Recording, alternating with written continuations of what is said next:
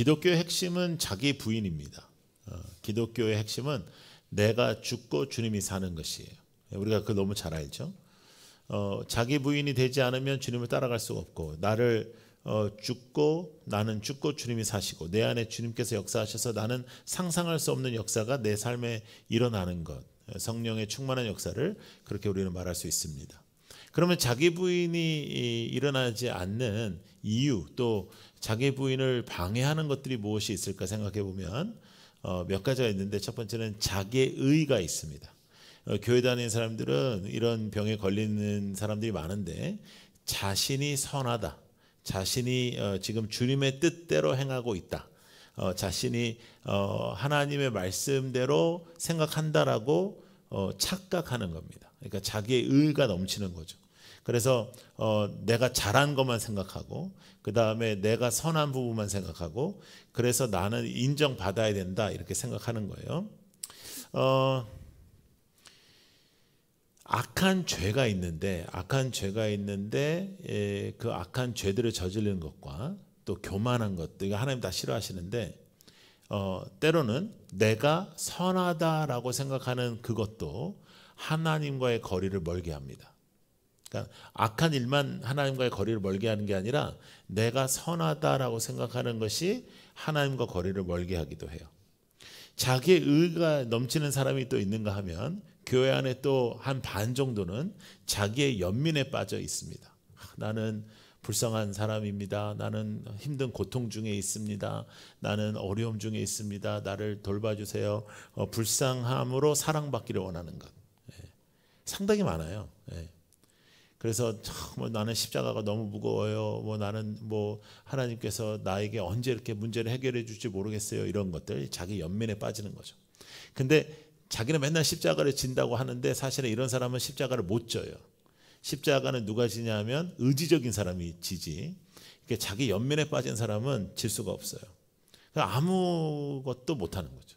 아무것도 못하는. 성경은 나를 부인해라, 나는 죽고 주님이 살아라, 너에 대한 생각을 그만해라, 연민도 마찬가지고 나의 의도 마찬가지고 나 중심적으로 생각하는 거 그만해라 하는데, 우리는 자기를 증명하고 싶은 거예요. 나는 이런 사람이다, 나는 사랑받기에 합당하다, 나는 인정받아야 되겠다, 나는 증명하고 싶은 거죠.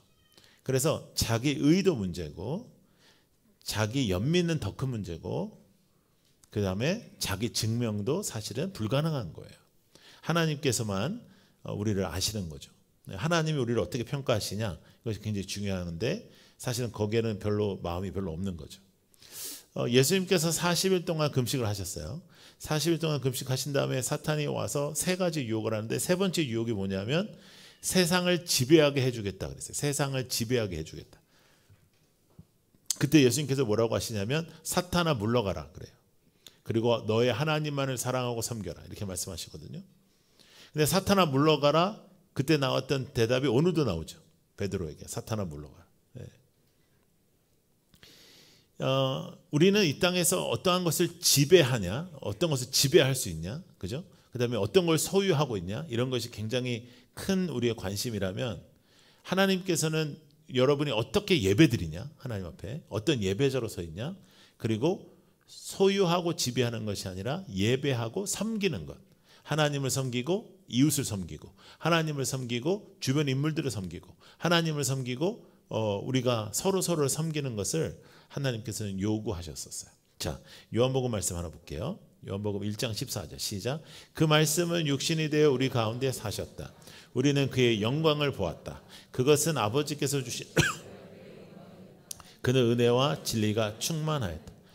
육신이 되어 이 땅에 오셨는데 그의 영광을 보였어요. 영광스러운 예수님께서 이 땅에 오셨어요. 그래서 하나님이 우리에게 오시는 길도 예수님이시고, 우리가 하나님께로 가는 길도 예수님입니다. 하나님이 우리에게 오시는 길도 예수고, 우리가 예수의 이름으로 또 하나님 앞에 나아가는 그런 영광스러운 길로 우리에게 임재하셨어요. 자, 시편 84편 말씀 또 하나 보겠습니다. 시작. 주님께서 주시는 힘을 얻고 마음이 이미 시온의 순례길에 오르는 사람들 복이 있습니다. 그들이 우물골짜기를 지나갈 때에 샘물이 솟아서 마실 것입니다. 가을비도 샘물을 가득 채울 것입니다. 그들은 힘을 얻고 더 얻으며 올라가서 시온에서 하나님을 우러러 뵐 것입니다.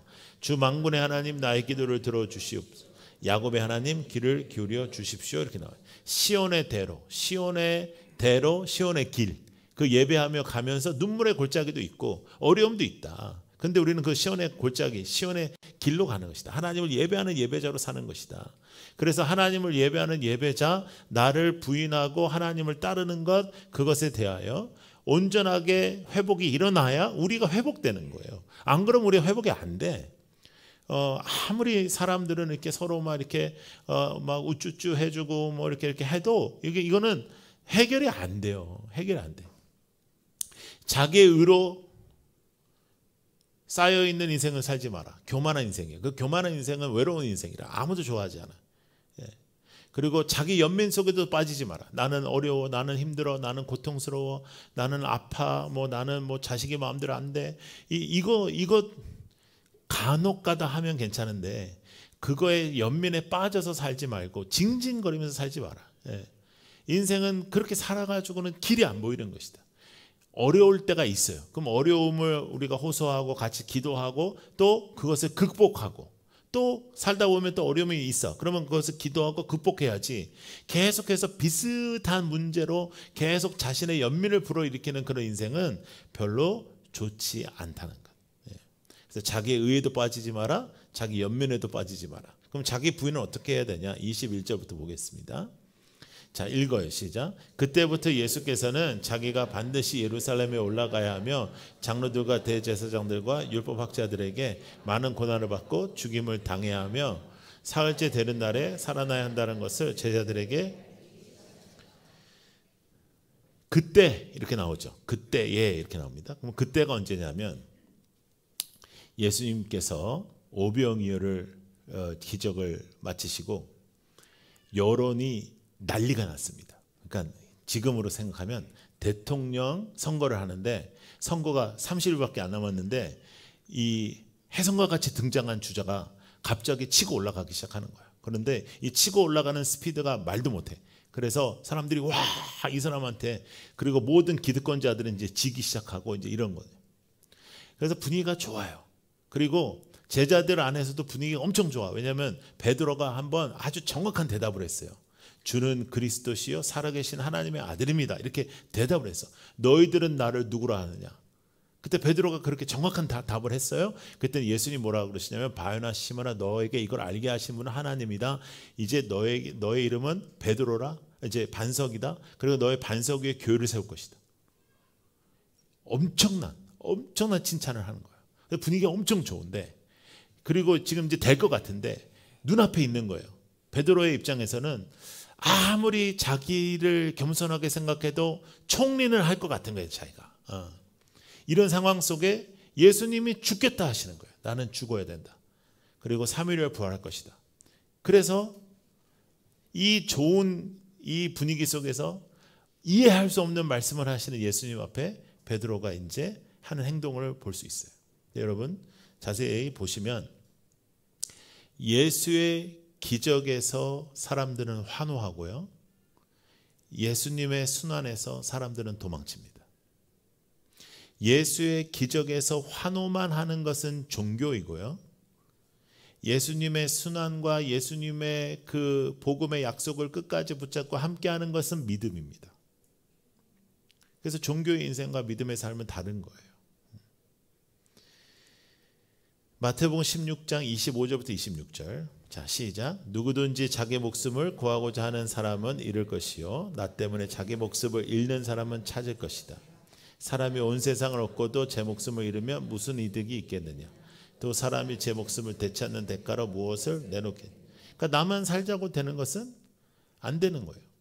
생명은 어디에 있냐면 예수 그리스도를 믿을 때 나는 죽고 주님이 사실 때 나만 사는 것이 아니라 내 주위에 있는 사람들까지 살리는 능력을 허락하여 주신다는 거예요. 그래서 나만 살자고 사는 것은 연민이고 남도 살게 하는 것은 자기 부인이다. 자기 부인이 일어나면 예수 그리스도의 능력이 나타나는 것이다. 이것을 우리가 볼 수 있어요. 근데 예수님께서 청천벽력과 같은 죽겠다는 말씀을 하시니까 베드로가 어떻게 하는지 보겠습니다. 22절 시작. 이에 베드로가 예수를 따로 붙들고 주님 안 됩니다. 말하면서 예수께 되돌았다. 예. 이 말씀은 사실 헬라어로 봐야 되는 말씀이 게 한국말로는 다 표현이 잘 안 돼요. 그래서 개역 개정판에는 우리가 세번역 전에 읽었던 개역 개정판에는 베드로가 항변했다 이렇게 나옵니다. 항변했다. 여기는 되들었다 하니까 세번역은 조금 더 약하게 번역이 되는데 그런 게 아니고 이에 베드로가 예수를 따로 붙들고 이렇게 나오잖아요. 여기 따로 붙들었다는 얘기는 이런 거예요. 여러분들이 이제 친구들하고 모여 있는데 여러분의 애가 여기 앉아 있었네. 근데 얘가 자꾸만 우리 엄마는요 하면서 뭐 잠깐 뭐라 하면 안 되는 말을 자꾸만 하는 거야. 우리 엄마는요 뭐 지난번에 뭐 어쨌고요 뭐 이렇게. 그러면 이제 우리가 얘를 딱 붙잡고 이제 코너에 가잖아. 얘를 딱 붙잡고 코너에 그 뜻입니다. 예. 따로 붙들고라는 건 그냥 예수님 이렇게 잠시만 얘기 아니고 딱 붙잡고 그 코너에 간 거예요. 여기 되들었다라는 말은 항변했다라는 말인데 그거를 헬라어로 보면 어떤 말이냐면 꾸짖었다라는 거예요. 지금 정신 나간 거죠 베드로가. 그러니까 지금 예수님 붙잡고 코너에 가가지고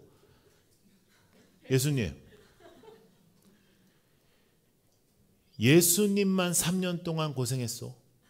나도 고생했어. 지금 다 된 밥에 지금 뭐 하는 것이? 지금 헷갈리게 하면 안 돼요. 지금 유권자들 헷갈리게 하면 안 돼. 지금 우리한테 다 넘어왔는데 지금 죽겠다고 하면 돼. 예수님만 고생한 거 아니야. 이렇게 얘기하는 거예요.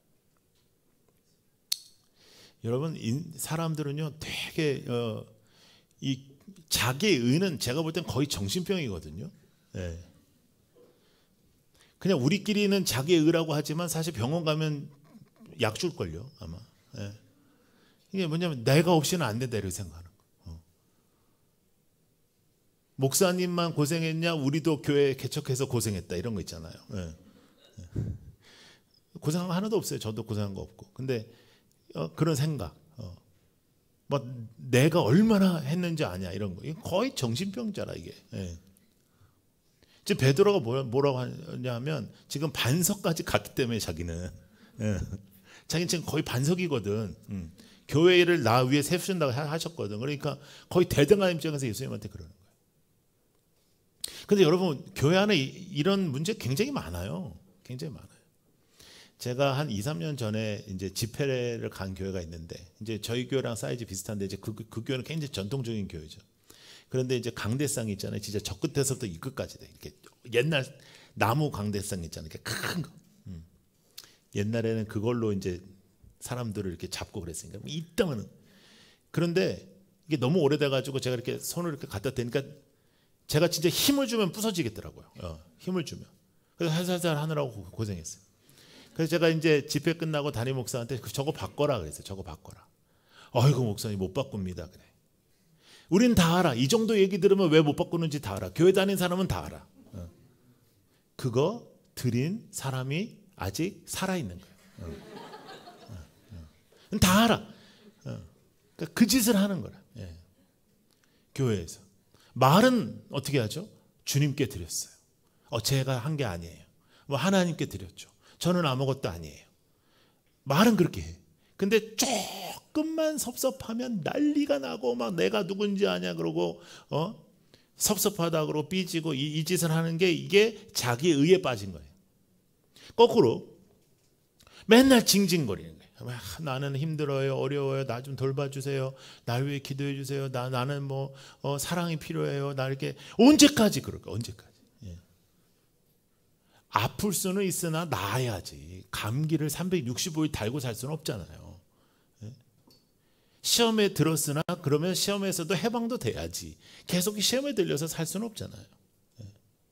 그래서 자기를 증명하려고 하는 이 두 가지 다 나를 증명하려고 하는 거 이것이 자기 부인의 반대라는 거예요. 자기 부인의 반대. 절대로 우리는 로드십이 1번이잖아요. 하나님이 주인이시다. 나의 주인도 하나님이시고 교회의 주인도 하나님이시다. 우리는 그것을 외치는 교회인데 비슷한 형상과 모습이 나타나면 어떡하겠냐. 그 교만이 안 깨지는 거예요. 내가 내 생각, 자기 마음대로 하는 거. 그리고 그랬더니 뭐 교회에 뭐 이런 애 저런 애 또 뒷마디 하는 거. 교회니까 봐주죠. 사회 같았으면 쉽지 않을걸요. 근데 그러면 안 된다. 그러면 안 된다. 자기 부인은 그런 것이 아니라. 그런데 또 예수님도 근데요, 좀 심해요. 자, 23절 볼게요. 23절 시작. 그러나 예수께서는 돌아서서 베드로에게 말씀하셨다. 사탄아, 내 뒤로 물러가라. 너는 나에게 걸림돌이다. 너는 하나님의 일을 생각하지 않고 사람의 일만 생각하는구나. 저는 조금 과하신 것 같아요. 왜냐하면 그래도 베드로가 3년 동안 옆에서 그렇게 했고, 그리고 바로 며칠 전이든 몇 시간 전이든 우리가 잘 알 수는 없지만 바로 전에 예수님이 바요나 시몬아 네가 이걸 아는 것은 하나님의 은혜고 너의 이름은 이제 반석이다, 이제 너 위에, 그렇게까지 말씀을 하셨으면 사탄은 좀 너무 심한 것 같지 않아요? 만약에 여러분에게 누군가가 사탄아 물러가라 그러면 여러분 뭐라고 했어요? 내가 사탄이면 너는 사탄이다 막 이러고 그러지 않겠어요? 네? 그러니까 이게 심한 거예요. 예수님께서 유혹을 받으시고 사탄에게 사탄아 물러가라 하셨는데, 근데 지금 베드로에게 사탄아 물러가라 하세요. 자, 계속 띄워주세요. 사탄은 뭐냐? 사탄은 무엇이냐? 아주 쉬워요. 걸림돌인 거잖아요. 모든 사람에게 걸림돌. 근데 그 걸림돌, 사탄은 무엇을 하는 사람이냐? 자, 따라해보세요. 하나님의 일을 생각하지 않고 사람의 일만 생각한다. 이게 사탄이에요.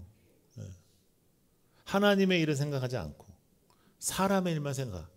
조금 더 깊게 들어가면 사람의 일이 아니고 나만 생각하는 거예요. 나 기분 나쁘다. 내가 얼마나 기여를 했는데, 조금이라도 그런 생각이 여러분들에게 들어가시면 아, 이게 사탄이 주는 생각이구나 해서 정신을 차려야 돼. 우리가 감기 기운이 오잖아. 그러면 비타민 C도 막 한 주먹 먹고 막 뭐 쌍화탕도 먹고 막 이러잖아요. 들리기 전에 이게 병이 걸리고 나면 힘드니까. 이런 생각이 올 수는 있어요. 그럴 때 이것을 차단해야 되는 거예요. 이거는 걸림돌이 되는 거예요.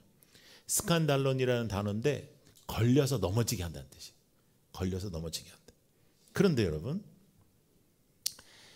소망도 있고요, 절망도 있는데 반석이었다가 걸림돌이 될 수 있는 절망도 있고요, 또 걸림돌이었다가 반석도 될 수 있다라는 소망도 있습니다. 그러니까 우리가 때로는 반석이기도 하고 때로는 걸림돌의 행동도 하기도 한다는 거죠. 그래서 나에게는 굉장히 조금 정확해야 되고 남에게는 유연해야 되는 것이, 아, 이 사람이 이번에는 조금 걸림돌적인 일을 하지만 이 사람이 걸림돌 이렇게 생각하는 게 아니고 또 반석이 될 수도 있다. 또 내가 뭘 하나 잘했어도 내가 언제든지 걸림돌이 될 수 있다, 이 생각을 우리가 해야 되는 거예요. 여러분, 베드로가 3년을 예수님하고 24시간 같이 지냈습니다. 쉬는 날도 없이 24시간 같이 지내고 같이 자고 같이 먹고, 그런데도 이런데, 그래서 제가 이 말씀을 준비하면서 아, 우리 성도는 왜 이럴까에 대한 그 모든 결론이 다 나오더라고요. 아니, 예수님하고 24시간 3년을 다녀도 이 모양인데 여러분은 한 번도 보지도 못했고 한 번도 이렇게 만지지도 못했으니 아, 이럴 수밖에 없을 수도 있겠구나 하는 아주 극률한 마음이 생겼어요. 네. 그런데 3, 40년을 우리가 교회를 다녔는데 참 이게 안 되는 겁니다. 자기 부인이 안 되는 거예요. 내 생각 속에 갇혀 있고, 아, 이럴 수도 있고 저럴 수도 있구나, 이게 아니에요. 근데 여러분, 이제 교회에서는 이제 어떤 성도님이 저에게 와서 목사님 이건 이렇게 했으면 좋겠어요. 그런데요, 정말로 똑같은 다른 분이 오셔서 그 정반대를 얘기해요. 목사님 이렇게 했으면 좋겠어요. 그래서 내 생각에는으로 시작하는 문장은 별로 중요하지 않다니까요. 교회에서 제일 중요한 건 하나님의 말씀에는 뭐냐. 자기 생각이지, 자기 생각이. 근데 정확하게 똑같은 것을 보고 두 사람의 생각이 완전히 달라. 그러면 두 사람의 생각이 틀리냐? 그렇지 않아요. 다른 것뿐이지. 이렇게 해도 되고 저렇게 해도 되는 거예요. 뭐 이런 거. 떡을 먹어도 되고 빵을 먹어도 되는 거죠. 그러면서 이제 이 떡도 이제 지금 보니까 계속 그 좋은 일이 벌어지고 그럴 때도 떡을 하고 가슴 아픈 일이 벌어져도 떡을 하고 하니까 이제 이 비용도 굉장히 많아지고, 저는 여러분들이 뭐 떡을 하나 먹어서 굉장히 영적으로 좋아진다든지 이러면은 이걸 먹을 생각이 있는데 이건 별로 우리에게 영향이 없으니까, 또 먹는 거는 우리가 진짜 잘 먹잖아요. 그러니까 정말로 그 여러 성도님들이 그런 얘기를 하시더라고요. 이번에 특별히 플랜팅 시드라는 제 책을 읽으시고는 뭐라고 하시냐면 목사님 그 콩 하나 있어도 나눠 먹는 그거를 하시니 그런 헌금을 하나 만들어 주세요. 그러면 그렇게 하면 좋겠다. 어떤 분들은 긍휼과 선교로 하는 헌금을 떡 대신 하면 어떨까 이런 얘기도 하셔서, 그래서 저는 그게 너무너무 좋은 생각인 거잖아요. 그래서 이제 어떻게 하면 이나마 먹는 것도 어떻게 하면 안 먹게 할까, 이제 이 생각을 이제 하는 거죠, 저는. 왜냐하면 먹어봤잖아, 이게. 먹어봤자야. 안 먹어도 돼. 근데 이제 그래도 애가 나면, 애를 낳았으면 뭘 해야 될 거 아니야, 하나님 앞에. 그러면 그냥 떡을 돌리지 말고 하나님 앞에. 그래서 그 헌금이 쌓이면 그걸로 선교지에 좋은 일을 하고, 이번에 캄보디아 선교사님 오셔서 잠깐 만나는데 우기가 되면 그 꼬마 아이들이 거기가 이렇게 막 물이 차가지고 막 이렇게 허리까지 물이 차는데 이렇게 아이들이 막 이렇게 떠 내려와가지고 교회를 간다는 거예요. 그러면 그런 돈 모아가지고 거기 길 하나 만들어주면 얼마나 그게 좋겠어요. 우리는 먹어도 그만 안 먹어도 그만. 먹는 게 그렇게 좋니? 그런데 그러면 또 그런데 어떤 분이 뭐 이제 나는 그렇게도 헌금하고, 그러니까 꼭 헌금하라는 게 아니고 떡을 해도 되고 이제 이런 옵션을 하나 줘야 되지 않겠나 하는 그런 생각을 했었어요. 여러분, 예수에 대한 것이 없는 나를 위한 예수가 존재할 수 있다. 예수님은 정말 없는데 나를 위한 예수가 존재하는, 그게 종교예요. 내가 만든 거예요. 일본에 왜 선교가 힘드냐면 예수님 믿으세요. 그러면 예수 믿는다 그래요. 난 예수를 믿고 10만 신을 믿어. 난 다 믿어. 그러니까는 선교가 어렵거든요. 안 믿어. 이래야지 이게 선교가 시작되는데, 근데 어쩌면 우리가 예수님을 그렇게 대하고 있지는 않나. 자기 부인이 없이, 예수님을 나의 주인으로 모시는 것 없이, 내가 마음에 어려움이 있을지라도 주님을 따르는 그것 없이 그냥 내가 생각하는 예수, 내가 생각하는 기독교, 내가 생각하는 방식으로 살아가는 것. 자, 24절 한번 볼게요. 시작. 그때 예수께서는 제자들에게 말씀하셨다. 누구든지 나를 따라오려거든 자기를 부인하고 제 십자가를 지고 나를 따라오노라. 자, 이 말씀을 자세히 보시면 이게 기독교예요. 1번 자기를 부인해야 돼. 나를 deny yourself. 그러니까 나를 부인한다. 그러니까 나는 죽고 주님이 산다 이런 뜻이에요. 나를 부인한다. 근데 이게 한 번 돼서 한 번으로 되는 게 아니야. 내가 나를 부인하고 나를 죽고 해도 은혜 받았을 때 되지, 그 다음 날 또 다시 이게 계속 생명력이 어마어마하게 강해요. 그래서 다시 이렇게 되니까 다시 죽이고 다시 죽여야 돼. 그래서 주님을 항상 우리가 따라가는 거죠. 자기를 부인하고, 자 이것도 어렵지. 그 다음에요, 제 십자가를 지고. 근데 여기서 십자가는요, 우리한테는 이렇게 좀 따뜻한 마음이 있어요. 왜냐하면 예수님의 십자가.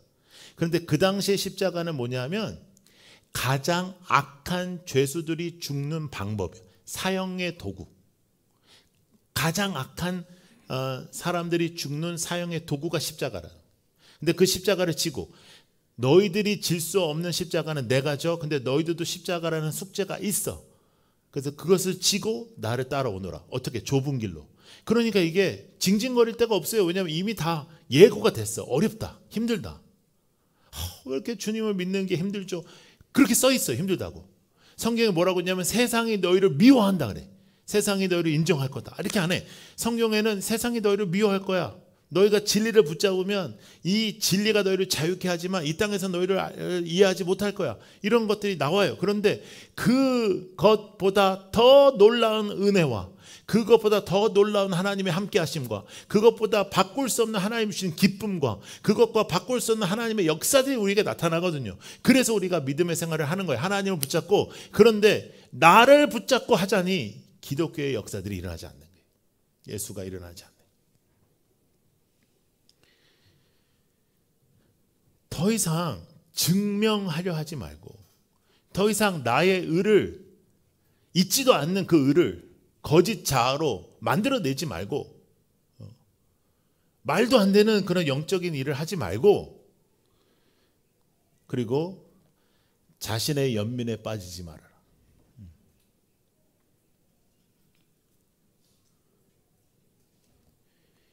근데 이게 하나만 있는 게 아니에요. 우리가 어느 날은 자기의 의가 나에게 있고 어느 날은 또 연민이 찾아와. 그래가지고 어느 날은 내가 되게 불쌍한 것 같아. 내가 이렇게 열심히 일하면 뭐하냐. 자식 새끼들도 알아봐 주지 못하고 뭐 내가 이렇게 열심히 일해도 가만히 놀고 있는 애들이 막 코인으로 얼마를 벌었다 뭐로 얼마나 벌었다 하면 속이 뒤집어지고 막 난리가 나고. 근데 놀라운 건 뭐냐면 그것으로 망한 애들의 얘기는 잘 안 들려. 예. 그래가지고 이제 그 왔다 갔다 하는 거 이게 마음이 그냥 이랬다 저랬다 이랬다 저랬다. 그리고 예수는 어디에도 존재하지 않는가.